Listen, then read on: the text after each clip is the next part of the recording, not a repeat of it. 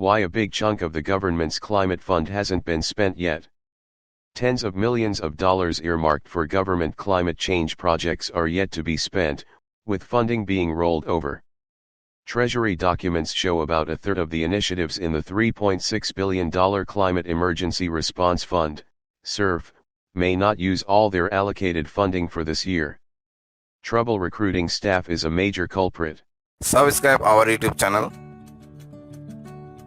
and click our bell icon for new videos. Trouble recruiting staff is a major culprit. The unused money ranges from hundreds of thousands to tens of millions of dollars, affecting a range of projects, including initiatives to burn less fossil fuel and use more renewables. Spending is transferred to later years.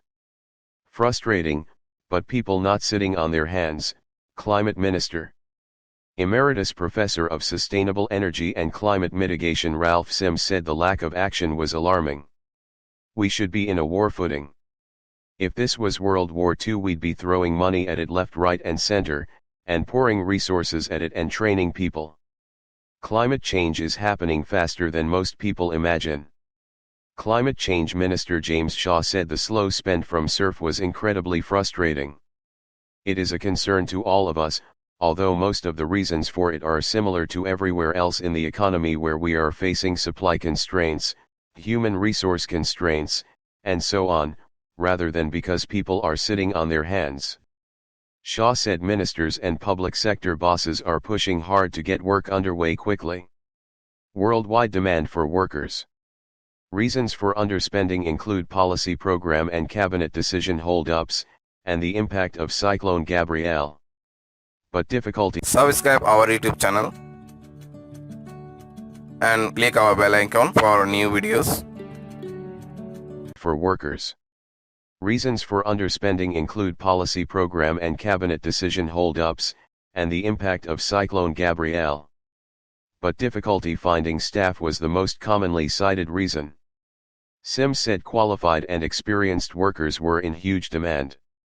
It is not just New Zealand wanting these workers, there is worldwide demands. Anybody with the right expertise is highly sought after by many countries. We do have a problem, we can't train people up quickly enough. Deloitte Director of Sustainability and Climate Ricky Stancich said the fund's slow spend was not of itself make or break for the climate. She said it was one of a number of government climate programs, and only expected to account for 10% of the reductions needed in the second half of the decade. It takes time to implement and scale projects, she said. It's not a huge surprise, you can't just receive a budget and immediately invest it. You need time to consider how best to do it, what kind of framework needs to be built. Often those government agencies didn't know that they'd be getting the funding until right up until the last minute. Stancich said the Climate Change Commission's climate roadmap has factored in an initial lag while programs were established. But she said the Commission also warned that small delays in the next few years will have compounding effects, and could add up to large undershoots in the long run.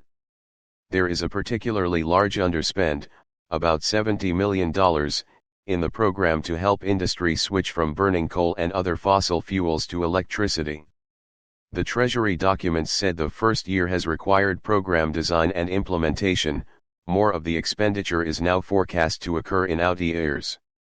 Stancich said a significant amount of planning was needed for such a change. So it is not just an overnight, one-off, we've got the money, we'll just invest it and hey presto, we're all electrified. The Ministry for Business, Innovation and Employment said lumpiness of project spend was a reason some spending was behind forecast, and it would catch up over time. It said staff recruitment has taken longer than anticipated and caused some temporary delays. Work is now well underway across these projects and, where relevant, the funding will be transferred into subsequent years in support of New Zealand's decarbonisation efforts, the ministry said. Treasury said it was not uncommon for projects to be underspent at times, and the tight labour market was affecting many sectors, with climate no exception. It said the CERF fund has only been in place for about a year and it usually takes time to scale up existing projects and resource new ones. there was a $20 million underspend in the government's international commitments to help other countries, particularly those in the Pacific, to reduce emissions and adapt to climate change. Current forecast is less than the approved baseline. Approval to shift some of this allocation into future financial years may be sought, the Treasury document said.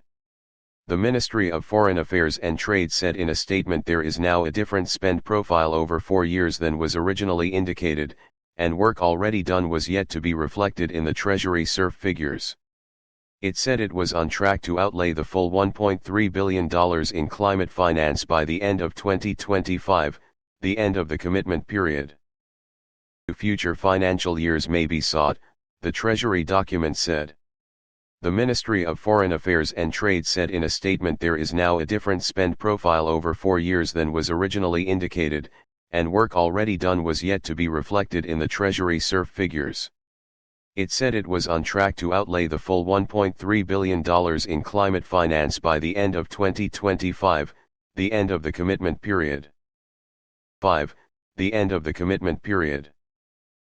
Subscribe our YouTube channel and click our bell icon for new videos.